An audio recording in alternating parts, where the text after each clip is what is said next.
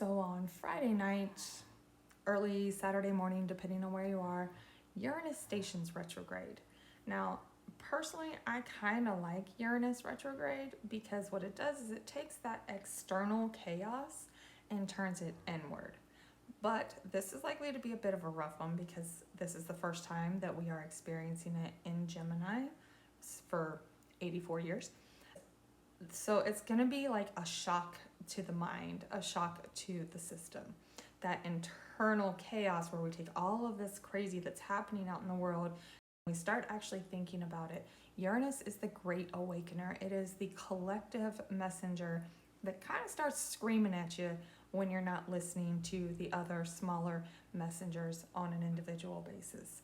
Now, it's going to be retrograde in Gemini until November 7th when it moves back into Taurus, where we're dealing with that getting comfortable with being uncomfortable because it shakes up our sense of values and comfort and security and safety, because Taurus is really all about being secure and safe. That's why it gets associated with money, because that's what society associates with being secure. If you have enough money for security and for being safe.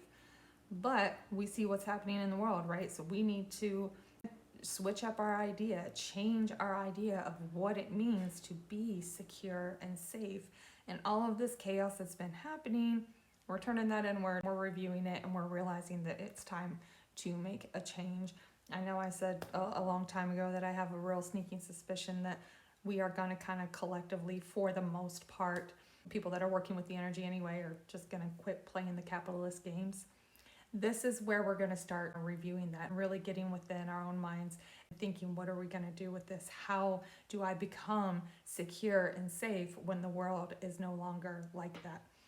Now, it stations direct on February 4th and then moves back into Gemini on April 25th.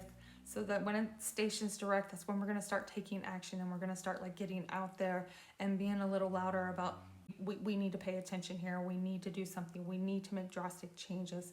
So this is going to be a very rough one. Generally, I don't harp that much on outer planet retrogrades, but I do think this one is important because it is ruling the Pluto in Aquarius, and it's going to have some really rough aspects during its retrograde time, and we're really going to have to pay attention to what that internal awakening looks like.